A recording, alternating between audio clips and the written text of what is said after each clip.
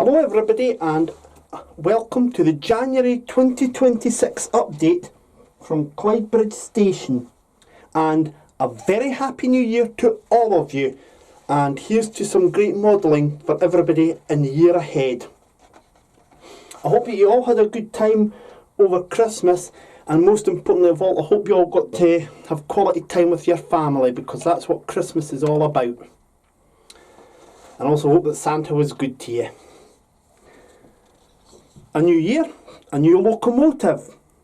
This is 47527 Kettering, which will replace a Lima locomotive on the layout. But I'll talk about 47527 later on in the programme. The main focus for this month for a model railway layout, ironically enough, is buses, because we're going to be rebuilding the bus depot at the water tower end of the layout. The present bus depot is a ramshackle affair, and I think I could make it a lot better. So this is going to be part of a series of building projects that's going to take place during 2026. You'll also see some work done in the retail park. We'll also be continuing doing some little things on the station area of the layout in this month's update. And as I say, we'll have a look at Kettering as well. If you haven't already done so, please consider subscribing and ringing the bell icon so you can be notified of when new videos appear on this YouTube channel. There's at least one per calendar month. And if you've got any comments, queries, suggestions about this update or any other video, please leave them in the comments box below. So with all of that in mind, if you're ready, all aboard, let's go.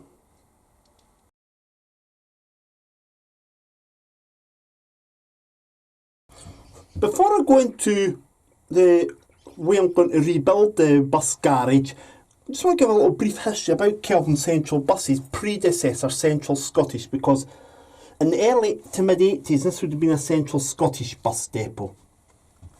What we now know today as part of First Glasgow can trace its roots back to Central SMT, one of the main bus operators in Lanarkshire. Along with the three Alexander companies of Northern, Fife and Midland, along with the other SMT companies of SMT in Lothian and the Borders, and Western SMT in Ayrshire and Clydeside, and also Highland Omnibuses, they were taken into the ownership of the Scottish Bus Group, the Scottish equivalent of the National Bus Company, in the late 60s and early 70s. The SBG, based in Edinburgh, rebranded each of the companies to Fife Scottish, Central Scottish, Western Scottish. The legal names, that's what you would see on the sides of the buses at the bottom, the small legal lettering was still retained, so the company was still known as Central SMT at Company's House. Central Scottish was based at Traction House in Motherwell, and of the 7 SBG companies, this one was the most profitable. And if you want an indication of just how profitable it was, well, it's steel workers, coal miners and other factory workers contributed so much money to the company that the profits that Central Scottish made in 1 year were enough to pay for the entire Scottish Bus Group vehicle order for the next year. And dark red and white buses were a familiar sight throughout Lanarkshire. It cooperated, where possible, with the Strathclyde Passenger Transport Executive, but its main operations were, of course, to all these various places of work, places like Ravenscraig Steelworks, various coal mines, various other factories, as well as commuter traffic into Glasgow, etc. Of the 7 SBG companies created, this was the only one that never ran any joint routes with its fellow companies. For instance, Fife and Midland jointly operated the 23 St Andrews to Stirling. There was joint operation between Eastern and Western on a couple of routes in the borders. Highland and Northern jointly operated services between Inverness and Aberdeen. But Central never operated any joint services. In the preparation for deregulation of the bus industry in 1986, the Scottish Bus Group reorganised itself from 7 to 11 local subsidiaries to try and give a more localised focus, make them more appropriate to the local authority areas that they were serving. This saw Northern lose its Tayside territory and Midland lose its Tayside territory to a new company, Strath Tay. The Clydeside operations of Western became a new company, Clydeside Scottish. The borders area of Eastern Scottish became Lowland omnibuses, and parts of Midland and Central were reformed into a new Glasgow-based company serving North Clydeside called Kelvin Scottish.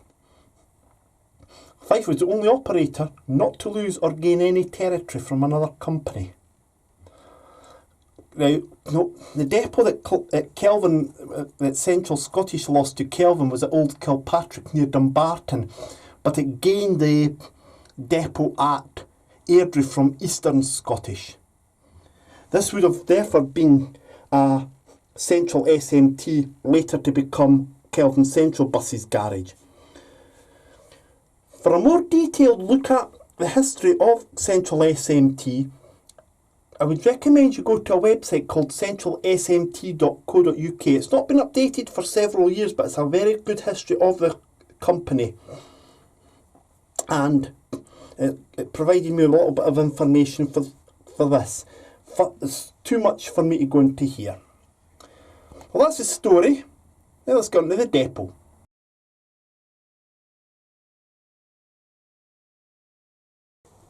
Now, apologies for the shaky cam that you're going to experience next, but this is the structure here so far, and I've used a scale model scenery jig which I originally got for another project, namely building the department store.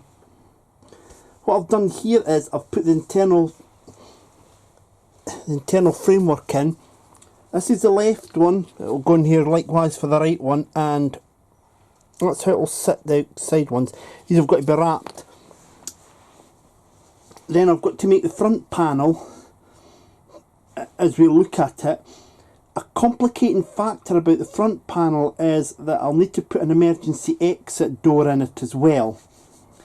I'm also going to strengthen these, because this is still a bit flimsy now, so I'm going to actually strengthen those a little bit by using some offcuts of these scrap ones and putting them in like that.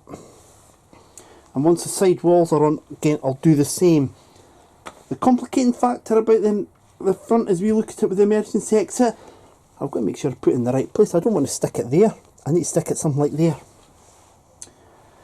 The structure, as you can see, is similar to the way you build a rugby union ground, and in fact later this year I'll be doing some work in the retail park and rebuilding the units there.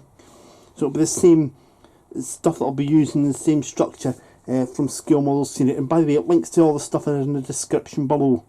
Well, that's how the depot building looks now. It's had its roof applied. It's still very plain, however. That's because it doesn't have its signage on yet. So that's what these letters are for here. If we look at the old depot building, we can see that the Kelvin Central Buses lettering is yellow on red. So these are going to get painted yellow. They'll get 2 or 3 coats at least, and they'll need to go into a red sign. Now I accept that at the moment this looks to be quite a long-winded sign, but what my plan is to start putting the letters back the way, Kelvin Central Buses back way, and I'm just hoping that I actually end up having it the correct size. You see Kelvin Central central. It's going to be tight, but I think I've got it. This will get yellow, 2 or 3 coats. Then these will get stuck onto here. The other thing as well to mention to you is that there'll be a Clydebridge depot sign below it. These letters here, this is actually an empty pack, but these letters here will be using, they'll be in black and they'll go into SMS modelling card that's been sprayed white. And this is just a scrap piece of card I've got here that I've used to make the Kelvin Central buses sign. It's 20 centimetres long, 1.5 centimetres high. When you next see this, hoping that I've got it right, it'll have its coats of paint and it'll be on the depot building in place now. And the Kelvin Central buses sign on it, a bit weather beaten.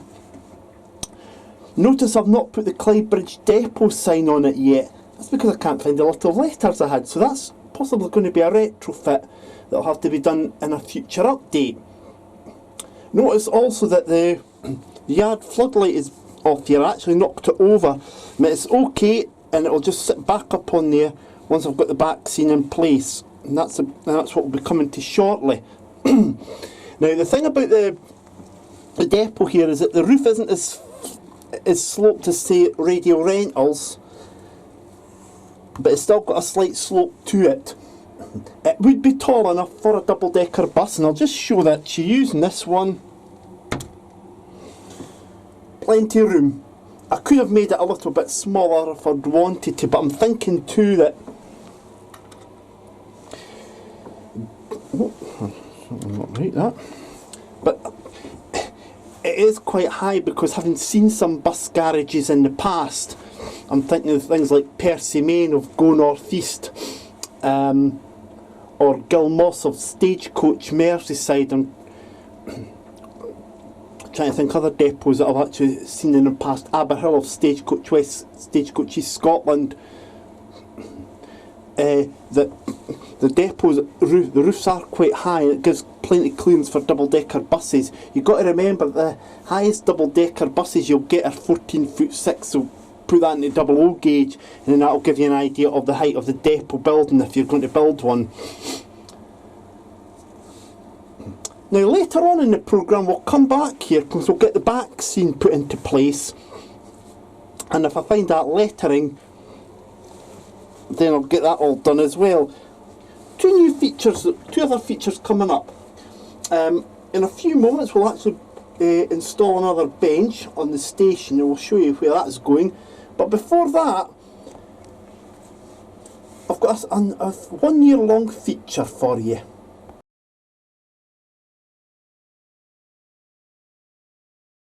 As I turn 47 this year, for the next 12 months, every update on Clydebridge Station throughout 2026 will feature a 47 in profile.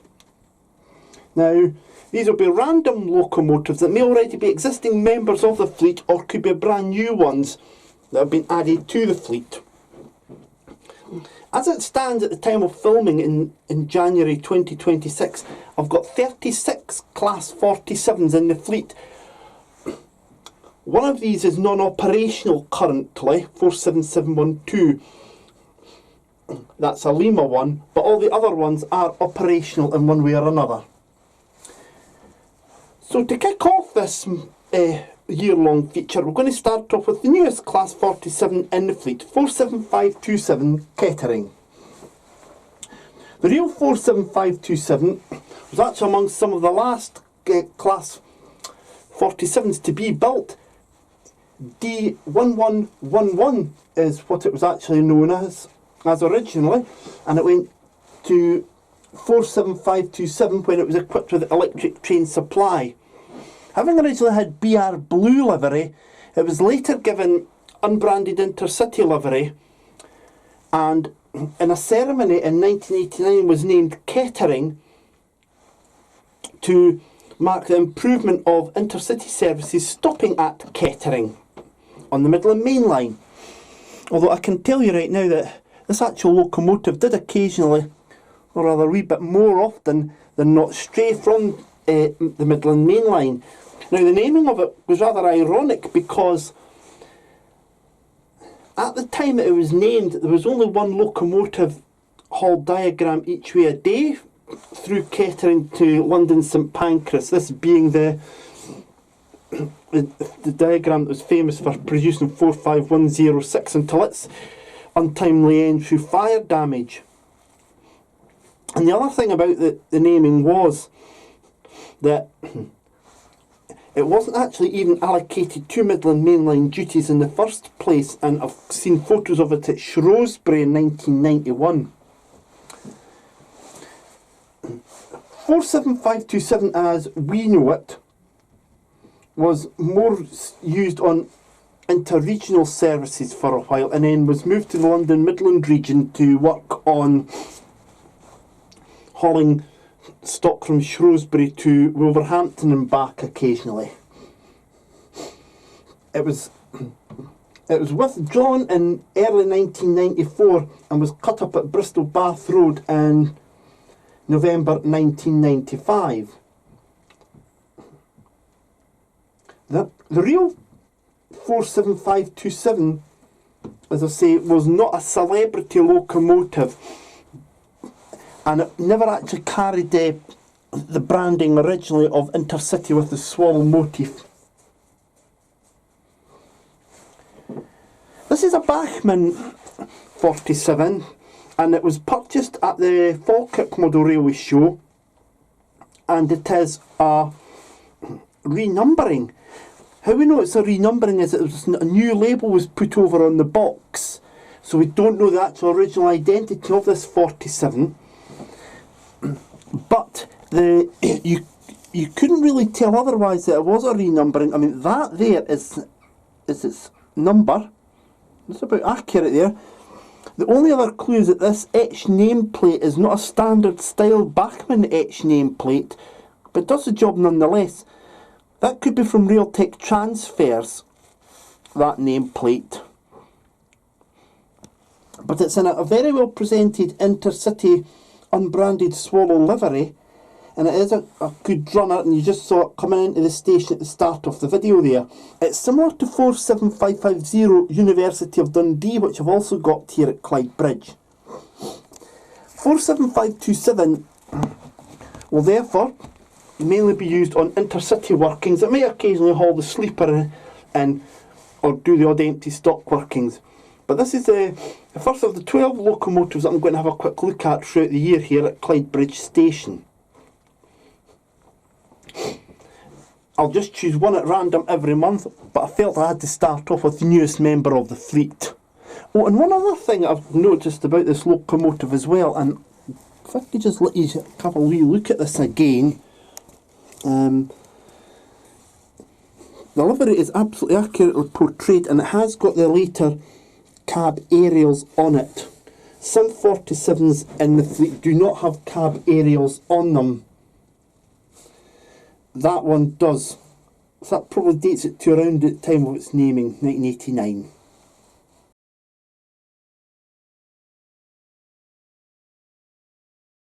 Now we'll go on to the right hand side backscene, which will go behind the bus garage. This I have a backscene already, as you can see here, and there's two different types of backscene made by Gagemaster, and this is the one that I've been using on this side of the shed. It was purchased from Scooney Hobbies in Kirkcaldy, and it's an industrial backscene you can see here. So ideally I was wanting to get another bit of that same backscene to replace the one I took off in here. Do you think I can find it? Of course not. Luckily, the Railway Modeller magazine January issue had a backscene free with it. It's actually 2 sheets, and this is the second sheet here.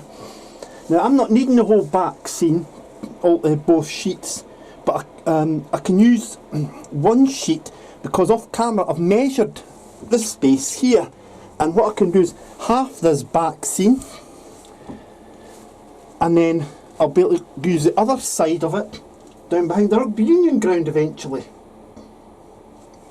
It will need some alterations done to it for the Rugby Union ground. We'll come to that another time in another update. With regards to this backscene, it does need a little bit of work done to it. Obviously it needs that white strip taken off at the bottom. That's an easy job. It needs to be cut in half that way.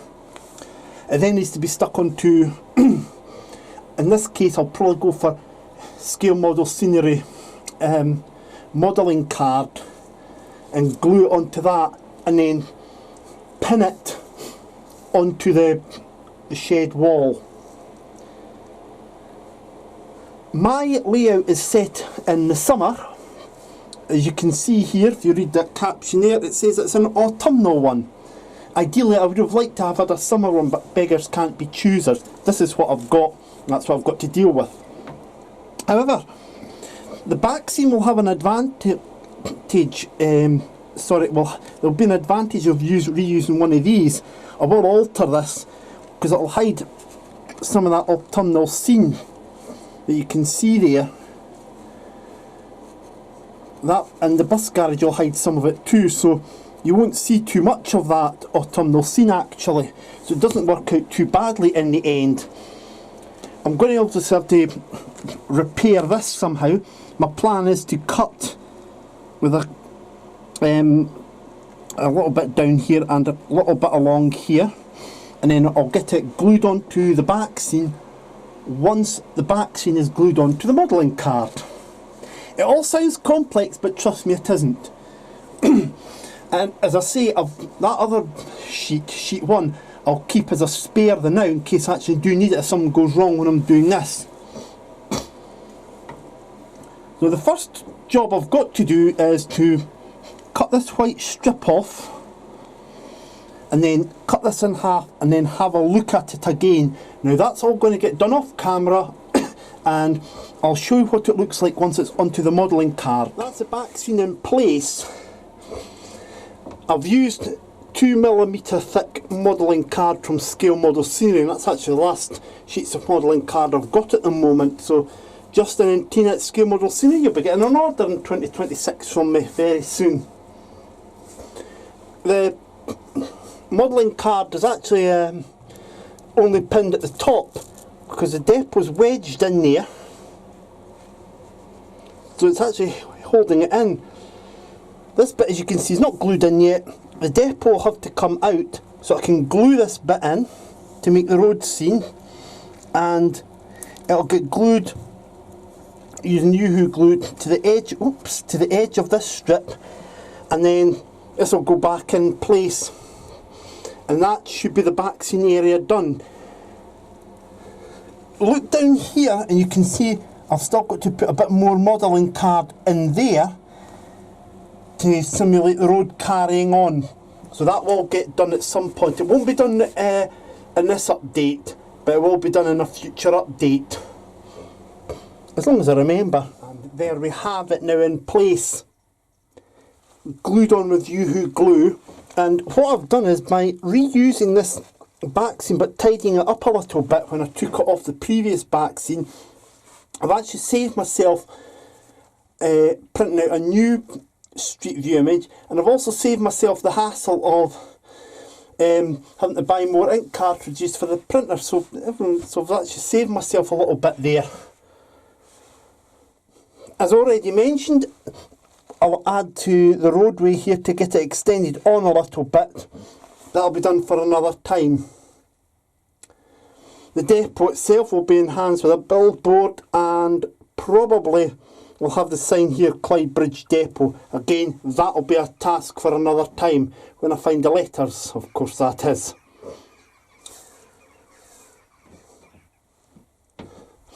Now, there's a couple more things left to do. We're going to add another couple of little things in at the station concourse. That's come up in a couple of minutes, but before that, at last month's Cooper's Christmas Model Railway Show, I made a couple of purchases. We'll have a look at them now.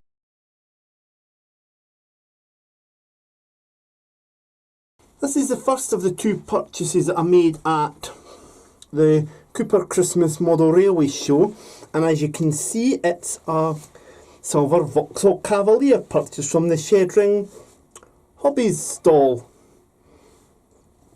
It's a sort of Cavalier that would have still been seen in the streets of Clydebridge in the period that the layout's set in, although there was, I think it was called the Mark III Cavalier, came along in 1989. So it'll help make the street scene a little bit busy in terms of vehicles. And they didn't have a blue one, which I'm kind of glad about, because some of you will know this story, so I'll share it with everybody else now. But a blue one would have been quite funny, because back in 1996, I was going to a friend's wedding, and the groom was going to drive us from his uncle's house to the church. There were 5 of us in the car: the groom, the uncle, my mate Kelvin, and another bloke that I knew, Norman, and myself. But on the morning of the wedding, did the groom not go and hurt himself and fell down a couple of stairs at his uncle's house? So we were left with Norman having to drive the car. And Norman passed his test on a manual, but was more used to driving automatic cars. And this had a manual gearbox. Well, after scrunching through the gears in a lot of panic, I was a backseat passenger along with the uncle and Kelvin. Norman finally found reversed out of their uncle's driveway, over the wheel road, through a fence, into a pond. You just said to yourself, well, you said reverse. I can't repeat what I was thinking. YouTube won't allow it. But yeah, that'll help make the street scene a little bit busier. And it's set in the time period that the layout's set in. From a car to a carriage now. And this was purchased at the Skinny Hobbies stall, and it is a BR Mark 1 coach, and it carries the blue and grey livery. It's a well represented coach, of course, but then what isn't? It's all first class seating that you'll see in this, but that's not a problem for me, because the train that it's going to work on sometimes will be the Regional Railways train. This is actually a replacement for an old Hornby coach, which I'll let you see, which carries the Regional Railways livery, and you can see just how dated the design is compared to that one, because the windows are inset in it. So it's actually a replacement for that. That'll get put on eBay, that Regional Railways coach, and I'll eventually get more coaches like Regional Railways. But anyway, back to the matter in hand. And although it's all first class, the service it will be operating is usually a standard class service, so with no surcharge for first class, sitting in first class, it wouldn't make any difference if there was a first class coach in it or not. It's very well represented, and you can see here the imitation curtains. You get a good view of them there. The toilets windows quite correct, and it's even got the first class labels in it. The E on the running number signifies it's an Eastern Region coach, although by the time that the layout's set in 1988 to 91, the sectors owned the rolling stock, so the likes of an E on there wouldn't have mattered at all. It just wouldn't be there. The yellow stripe goes along just to the end of the door there and then doesn't go on any further. And I think that's actually correct, but if somebody can just confirm that or deny that, please, that would be much appreciated. Underframe detailing is basic as it is there for the Mark 1. It has emergency lighting point lettering there, and it's got the weight of the vehicle as well. Just something to point out as well is that the tables, with it being first class, it'd be 2+1 seating. There's no passengers included in the coach, but I'm pretty sure you could actually add your own if you so wish to. And this is not fitted with lights, but again, not a problem because it's always summer at Clydebridge. The roof detail, it's all smooth and correct. One thing I don't know about is the actual number of airports there, but if somebody could confirm that again, if that's correct or not. The little arrows there for the jacking points are placed in there as well, and the bogie detail, as you can see there as well.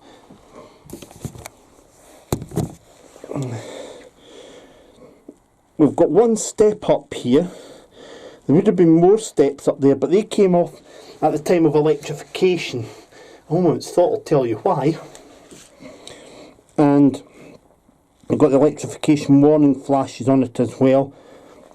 The hooks to put the flashing tail lamp on is there, and it's got other things such as the toilet water ports there as well. So it's a very good coach, and that will go onto the regional railways train like that. Now the thing about the rolling stock that I operate is that a lot of it has I've used pipe couplings, but I'm going to do away with the pipe couplings and restore the trains to just normal couplings, because I feel that that'll give me some flexibility in terms of formations. But B, I think particularly on the push-pull train, the pipe couplings aren't actually that good. It may be because of some derailments, but that'll get done through time. But yeah, very happy with those two purchases. And there's a little modelling idea for you. Somebody reversing a blue Vauxhall Cavalier into a pond. You heard it here first.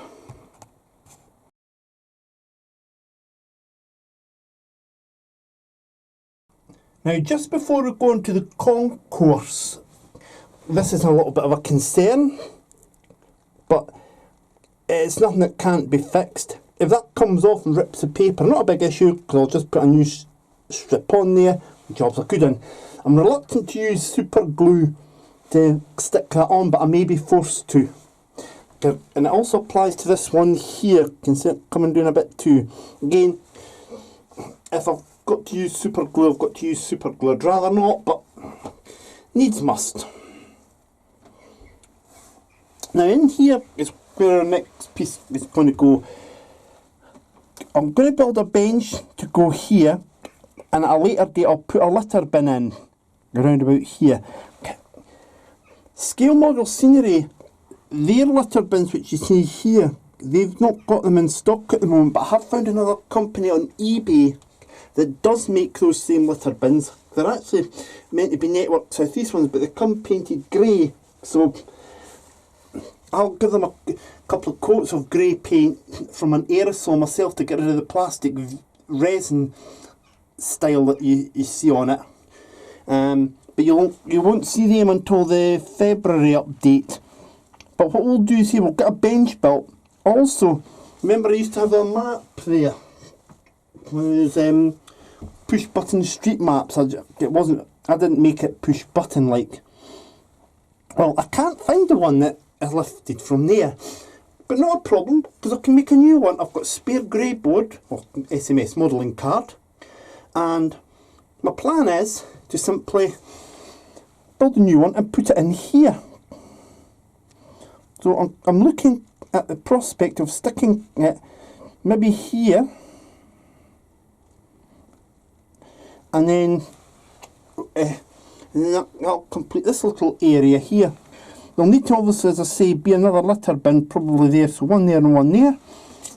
But you won't see litter bins now, but by the magic of YouTube, you'll be able to see the new items in place in a few seconds. I couldn't believe what I've done.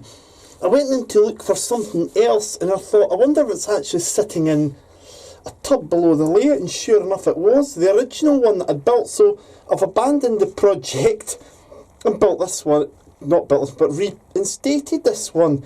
I'll add a couple of bits of litter to it at either side at some point in the future, but yeah, that's it there. And whilst I'm here, I've got a solution for the lights. There we go. I'll tell you how I've made that next month, because I'll actually show you me making one of them, but it's a lot more secure than what these are, especially this one here and this one here. But that's for next month. Now we'll finish off with the shout-outs.